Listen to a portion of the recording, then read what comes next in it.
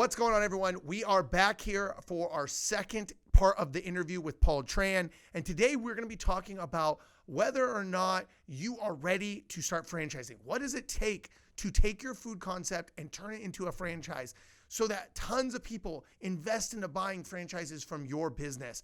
So, so many people have customers or friends or family say, it's time for you to franchise. You're having so much success.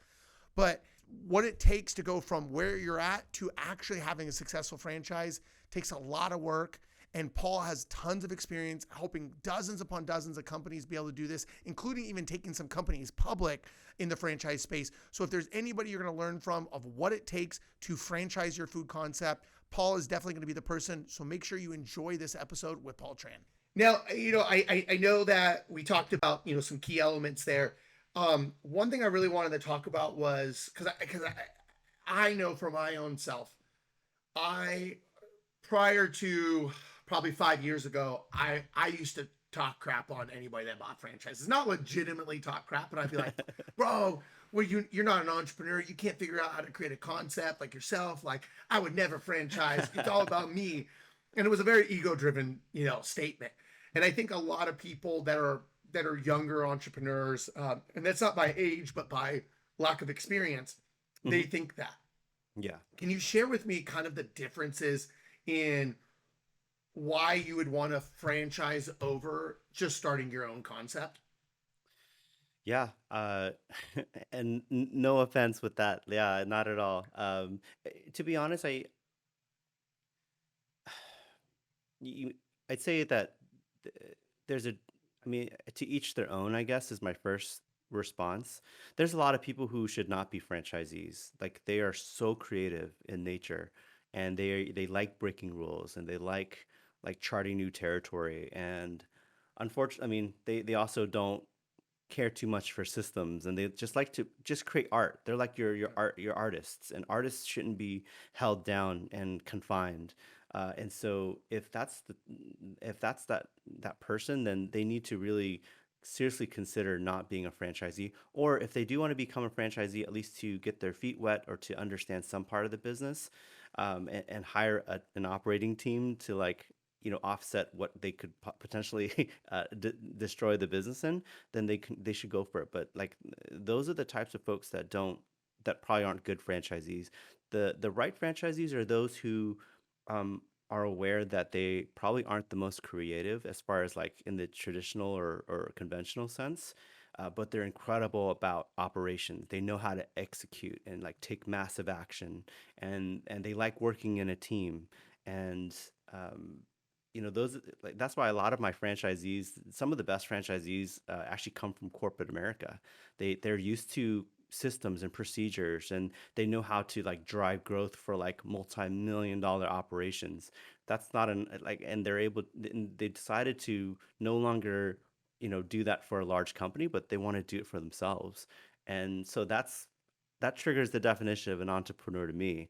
But it's just that they like coaching, they like systems. They don't have the pride and ego to where I don't know how to create stuff, but I know how to take massive action on things. So yeah, those two come out to me. I love that. And I think it is important to know who you are, right? And not your ego, but actually who you are at your core foundation. And, now as I've, operated businesses and done different things, a franchise is so damn attractive. You mean I don't have to create a menu? I don't have to create marketing material. I don't have to figure out, how the store is laid out. I don't have to figure out any of that. All I have to worry about is operating. And if the concept is a viable concept, and I'm a good operator, I can crush this. And that's one thing that I really, really love about the whole franchise concept, and what that has now become more attractive to me. Because I can scale, I think, much quicker because I don't have that learning curve. Now, I don't have a concept I want to build out right now, so maybe that's why I'm leaning more towards the franchise side than looking at, starting my own concept, because I don't have anything that draws me in. And there's some really cool franchise concepts out there that are like, I'm actually interested in that. So maybe it is how I'm thinking. Maybe it is my ego at this moment. But I think that's something that I've really started to understand after creating my own concept, and how much work goes into formulating the menus and all the marketing material and really laying that foundation for growth. Actually, two thoughts about that. The first one is there are people who are multi-talented. They are creative and they also are ones who take massive action and they love systems as well.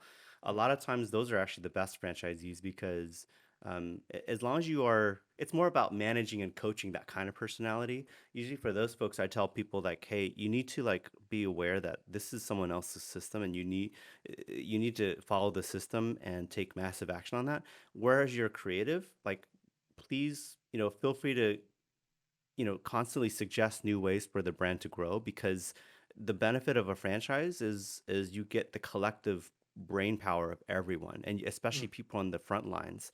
I'm not sure, like in McDonald's, for example, Egg McMuffin, Big Mac, chicken nuggets, those are all franchisee suggestions. So you can be creative as long as you're not letting ego get in the way and you are still willing to operate at the highest level, complying with the system. Like you Yeah. honor the system, but you still get to be creative. Another way to be creative is just a lot of franchisees can use their creativity to market to different groups or do marketing. So that's another way. Third way is, I mean, it doesn't have to be this or that. Like Gary Vee always says, live in the world of and.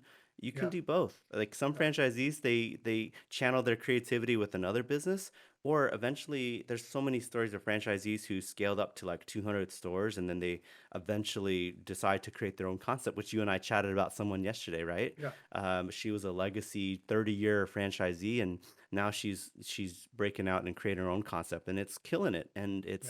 and because of the experience that she had and her creativity, I mean that's a powerful combination. So I something that kind of struck a chord with me when you were just talking is I think so many people are in a rush to have success. And then you hear that story where this lady was in a legacy franchise for 30 years. I mean, she learned the ins and outs of what it takes to be a part of a franchise. She saw all the operating system, all the support system of a franchise and was able to then duplicate it. yeah, And I attest a lot of how I view systems to my one year working at In-N-Out Burger. I think people are so quick to like, let's go start it. And they don't especially the young entrepreneurs. And now I'm talking about my age, and they just feel like time is escaping them. And it's like, dude, you got so much time. And yeah, one thing that I think if I said, and I don't regret this, but if I could say one thing I would do different back in my early 20s was I would have gone to an entrepreneur and said, if you can pay me, I'd love to work for you, or I'll just work for you for free. Like I just want to learn the systems, yeah, right? And that that type of mentality is not something that's taught. It's like just go create your concept, go launch your business. But I think if I had worked for either a franchise or a marketing agency, or if a larger scale one, man, I would have known the ins and outs and would have cut my learning curve down by years.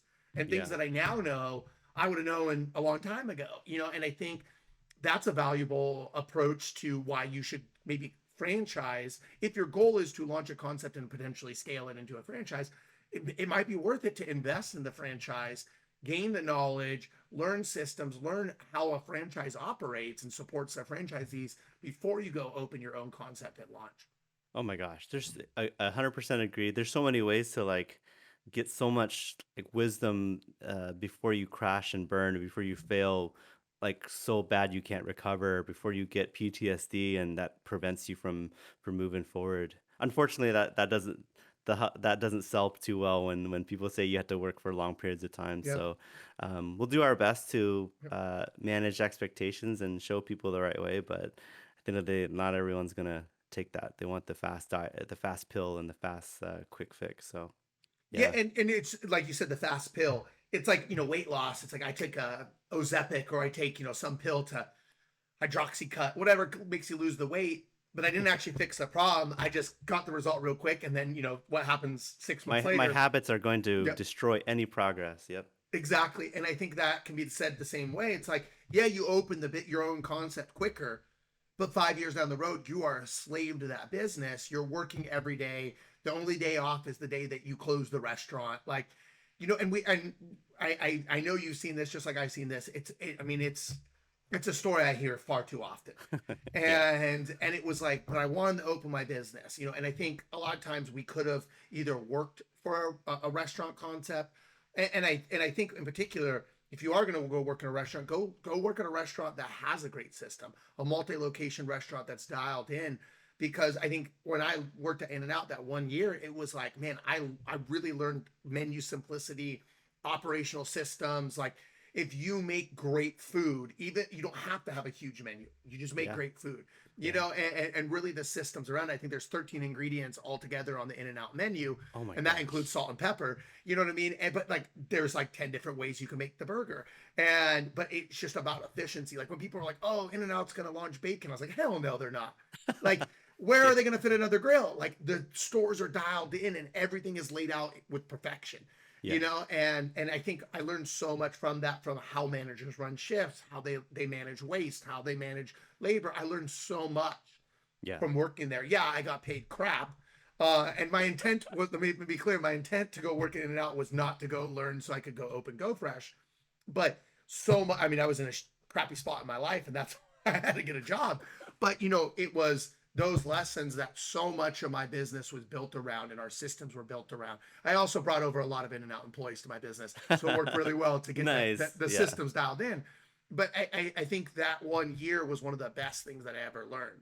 And I can go back to even my first job working at a donut shop when I was, 9 years old. That owner taught me customer service, and I will give him all the credit in the world, because he really did teach me how important it is to hear your customers and make your customers feel a part of your family. Yeah. And so much of my experience and how I operate my businesses now are all former jobs. And so I think people undervalue the importance of pulling what you can from the jobs that you've worked, and they Yeah. they just want to wrong a job. So many people are quick to, like, I want to be an entrepreneur because I don't want to have a 9 to 5. And it's like, but your 9 to 5 is your training ground. It's your first investor. It's, you know what I mean? Like, my paychecks from my jobs were what helped me open Go Fresh. Yeah. I didn't have the luxury of having an investor at the beginning of the business. It was because of my job and all the lessons that I learned that prepared me to open Go Fresh. And I think Yeah. people, they just want to bash jobs, and they're so quick to just, I want to be an entrepreneur. But you got to understand the importance of what those jobs can lay as far as a foundation for your future businesses. 100%. And it's funny because it's also another, we talked about balance between, the right customer serve, what's the right, not the right customer serve. There's also a balance between, yeah, there's a lot of people who get paralyzed by so much info and fears and stories they tell themselves, and they don't take action. But then at the other time, I'd say this: it's more dangerous to take too like action and without so many avoidable pitfalls that are available to you for free, or you're even being paid to make pitfalls on someone else's risk. Like, why aren't Yeah. you trying it? It's just even it could even mean working at a restaurant for like 1 week before you even decide to buy the franchise. It looks kind of cool, and then I've had people work at a restaurant a week later, like, well, this is like tough shit. I actually don't like it at all. Like, wow, so you're about to pay me a ton of money in franchise fees for something you weren't sure about. Like, good thing you dodged the bullet there. There's so Yeah. many bullets you can dodge. Not trying to tell you not to take action, but there's so much you can do before, right? Like front loaded before you do it. So yeah, thank Awesome. you. Well, I appreciate all that. I got one final, well, actually, I got two final questions, but one final question as far as the franchise side goes. Mhm. If I am, this is kind of speaking from, like, if I was somebody looking at a franchise, what are some important things to be aware of and to maybe ask about, or just to kind of, put as important things that you should be looking at when you are evaluating a franchise opportunity? Yeah, great question. So the franchise world is so wide ranging because there's also a lot of restaurant brands who are like large legacy brands that like Subway or McDonald's. So I can only speak on the context of my world, which is a lot of brands that are just very young, still emerging, rapidly growing. That's where I love it the most. So the question would normally be, some questions include, you know, tell me about your story or tell me why you did this. Because at the beginning, you don't have a lot of stores. You don't have a lot of financial performance to prove. You really want to, you're really trusting the person that's selling the franchise, even more important than the concept itself. They want to know that, like, this person, I get this person. This person's just like me. I want to stand behind this mission. Like, not only just the concept, if that makes sense. No different than actually raising capital. Like in the beginning, you don't really trust the concept that's unproven. You trust the team. You really Yeah. want to believe in the team because you have nothing else to really, rely on. So the first one is what's your story, and make sure it aligns with what your story is. The second one is, um, to be honest, just really asking where do you fall short in in the support, and where are your strongest points? And a franchisor who doesn't have a lot of ego or pride and is confident in their own brand, they're willing to tell you where they fall short, where they could use help. And that way, when franchisees sign on early on, they're not looking for like all the shit. They don't expect the brand to have all their shit together. They know everything is a work in progress. So they just need to know what to be aware of and what to manage risk for. But in the beginning, these franchisees, like, they're willing to take that kind of risk. They just need to know what to be aware of. So that is another question. Um, the other question is actually just more internal. Uh, Again, it goes back to the fact that this brand is unproven. This brand doesn't have a lot of financial performance. Like, a lot of the power rests on not just the person, the leader, the founder of the company, but also yourself. Like, do you have the capital as a backup plan? Do you know Mm. your market really well? Like, do you know the community? Because your community is going to be your most powerful force to support your store. Like, fuck what the brand is. Like, whatever Yeah. brand you do, like, if you take care of the community with whatever concept you do, the community is going to take care of you. Do you have the community wherewithal? Like, that's why I tell people, like, don't worry, don't place too much like reliance on the brand. It's more like, early on, you're gonna have to rely a lot on yourself. You need to be okay with that. And so those three questions I think are pretty important to ask.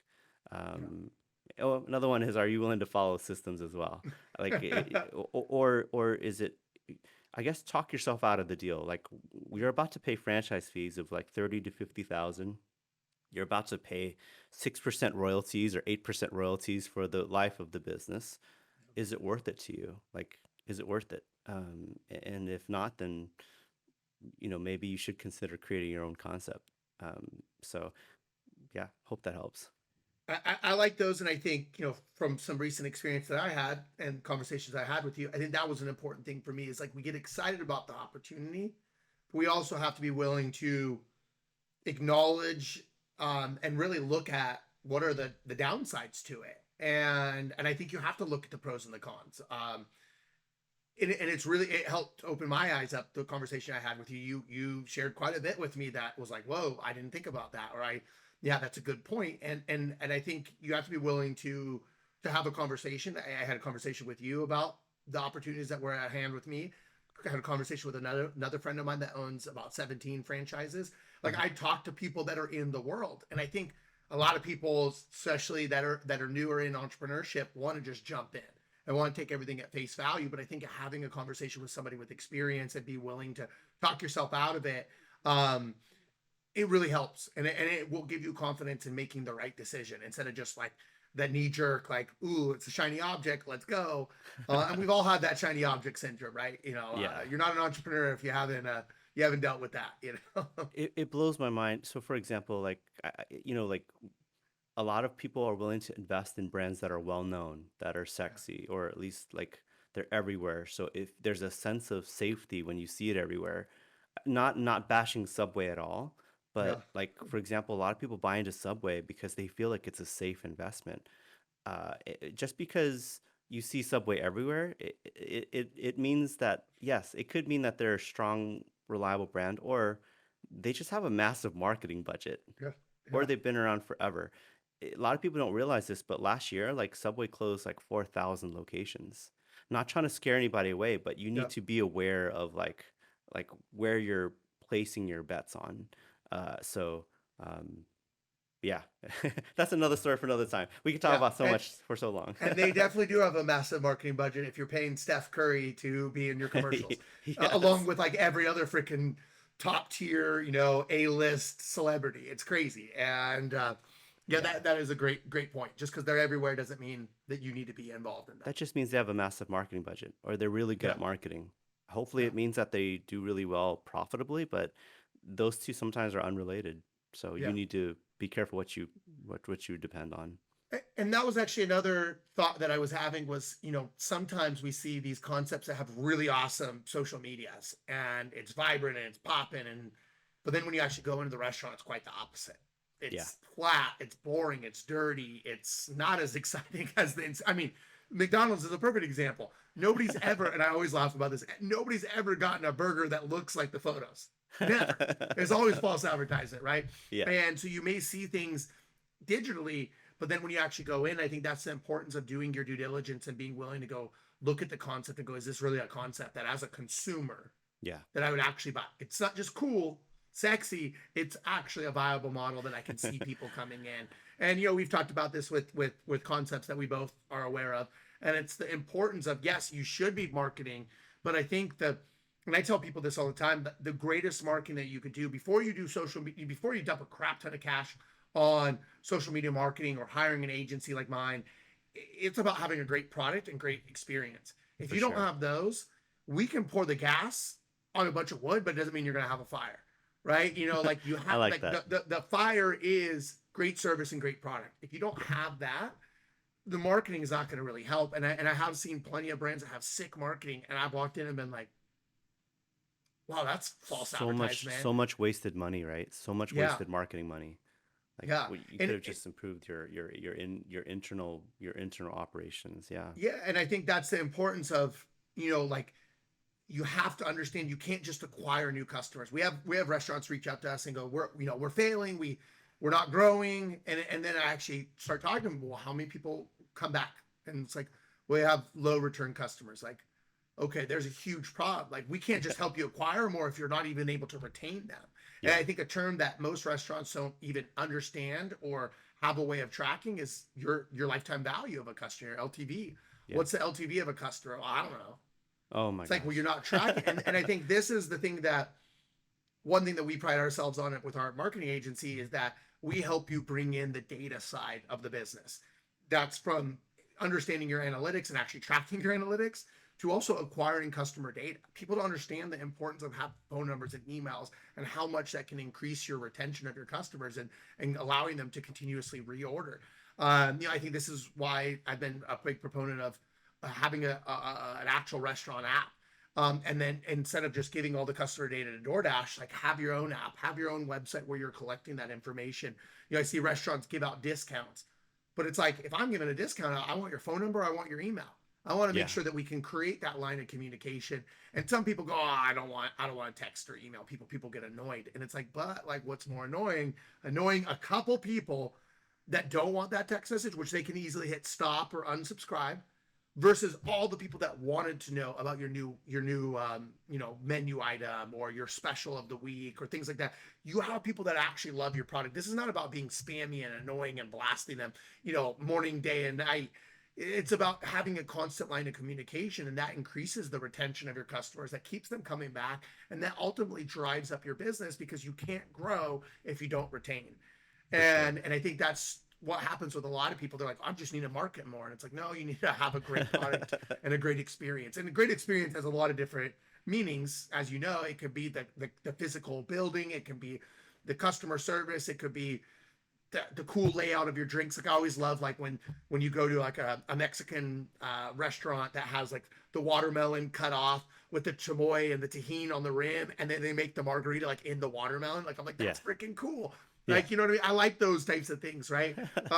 And you make the digital experience the same as the in-person and vice versa. It has to be. You can't just have sick marketing and then a shitty concept. You have to have that, kind of the combination of the two. But I think the foundation is having that great food and great experience.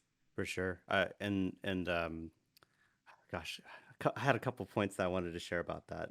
Sorry, I rambled on there. No. I love it. No. I 100% agree with you, and I'm glad you shared that for anybody that's listening. Until that thought comes back to me, one really cool strategy for restaurants is 100% agreed with you on they need to create an app. Yeah. Because, for example, I mean, I'm going to talk about a case study with Roll 'em Up.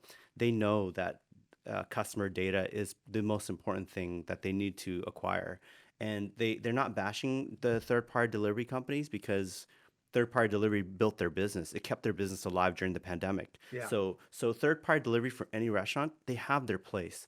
Yep. The goal of third-party is to acquire new customers. But once customers come through the door, you need to find a way to redirect the tracks. Like when you get the customer in the door, or the food comes to the customer, in the delivery bag.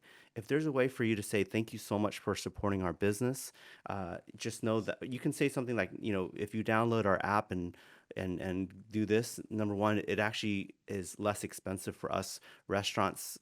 We can stay in business longer, and people want to help if they can, Yeah. if they knew that that you needed help, Yeah. and we direct them to the app, and now we save money, and now we have a customer relationship that we can sell over and over again, and it goes back to the whole customer lifetime value. Most restaurants don't realize that typical customer lifetime value is like $30,000. If you Yeah. remembered that every time, you would be like, I should probably take better care of my existing customers Yes. than trying to go after the new ones.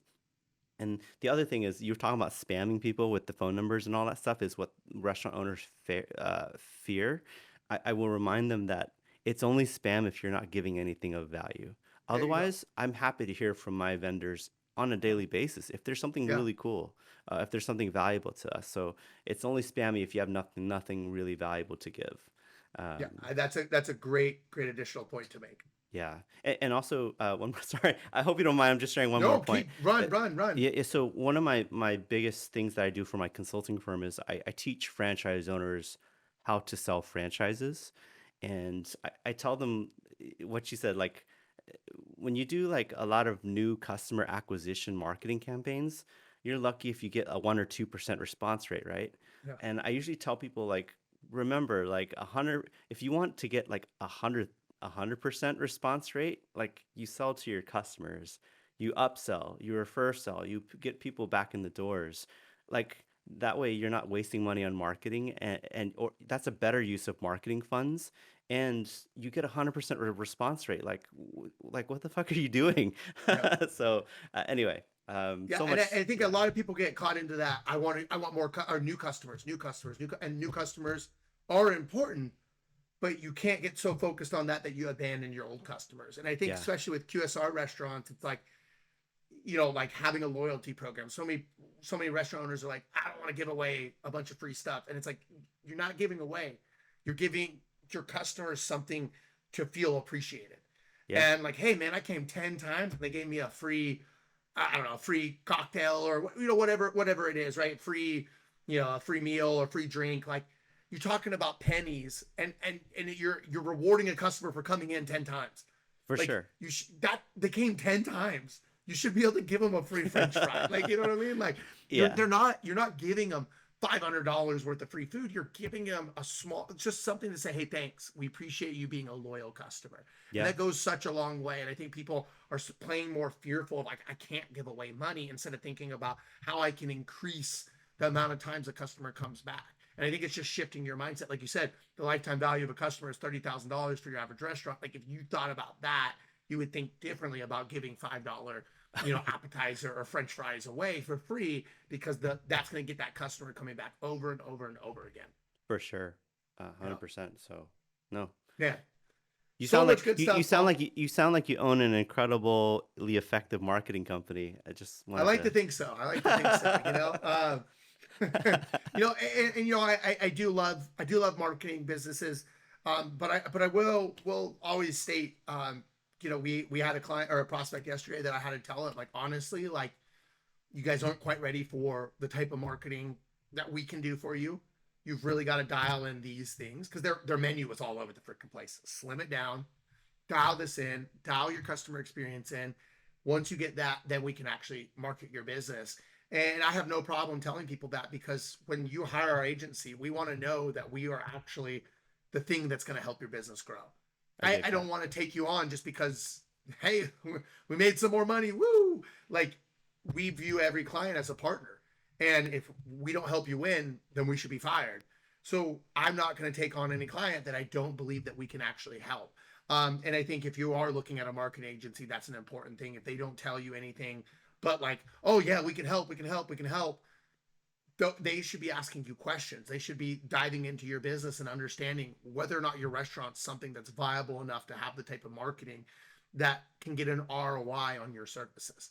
And I Yeah. even, we even tell people, hey, normally we do a contract of this length, but because of your restaurant and where it's at, we need to do it this long because that's what it's going to take to get an ROI positive return on your investment. And so those are types of things that if you're looking at a marketing agency are really important. If you're a restaurant, is are they asking those types of questions? Are they giving you that type of communication? If they're just there to sell you, that can be sometimes a scary situation because they may be needing your money more than you need their marketing. It needs to be a two-way So street, right? You need to yeah, also be like investigating them and vice yeah, versa too. Like again, I think to be honest, I think that's a lesson that you and I only could learn as we get older and yes, we deal with so many shitty clients as well as and we've seen the light with the best clients ever and we know yeah, what we want. So I'm glad you're sticking to your guns there. A lot of yeah, times, yeah, I'm telling people no, but I hate confrontations. I say no, but here's some really good advice that I'm just going to give you yeah, for free, and I just let them yeah, go. And yeah, usually they come back ready to go, or they send me referrals. I mean, yeah. it's just smart business anyway. Yeah, always doing right by people, I think, is always right. So, well, Paul, dude, I appreciate you so much for jumping on. My final question is, how do people get in contact with you, whether just following you on social media or if they're interested in working with you on the consulting or franchising side? How can they reach out to you? Yeah, thank you again, Billy. This was fun. I hope I was able to be of service and be of value. As far as reaching out, I mean, lately I've been obsessed with Twitter and well, X, right? X. So you can find me at Paul T. Tran and just say hi, connect. I'm having a lot of really cool conversations with a lot of franchisors there and people looking at franchising. I'm also quite active on LinkedIn. That's also Paul T. Tran as well. I'd say most of my content there is more focused on roll them up since they're probably my biggest client, and I'm really confident that they're going to be do some massive things. And I'd say follow me there if you're a growing restaurant franchisor. Feel free to just see my content and just take it like R&D, rip off and duplicate, because it's crazy. You believe this wholeheartedly, and this is what you help clients with, but I feel like so many restaurants just don't have a lot of content. And how are they going to build a relationship or have the like the constant awareness if they don't know that you exist? So Yep. I'd say a lot of my franchise leads, have come from just content alone. So feel free to rip it off and feel free to connect with me. And again, thank you, Billy. Yeah. This is fun. Yeah, absolutely. Thank you so much, Paul. I really appreciate you. And if you guys want to get in contact, make sure you reach out to him on LinkedIn or X. It feels so weird saying X, but make sure you hit up You had Paul. no And problem again, doing Paul, this though. yeah. Thank you so much, man. I really appreciate all the wisdom that you shared today and just everything that you've done for me as a friend and just all the support that you've given me. So Oh, it I works appreciate both you, brother. ways. I appreciate you too, man. Thank you.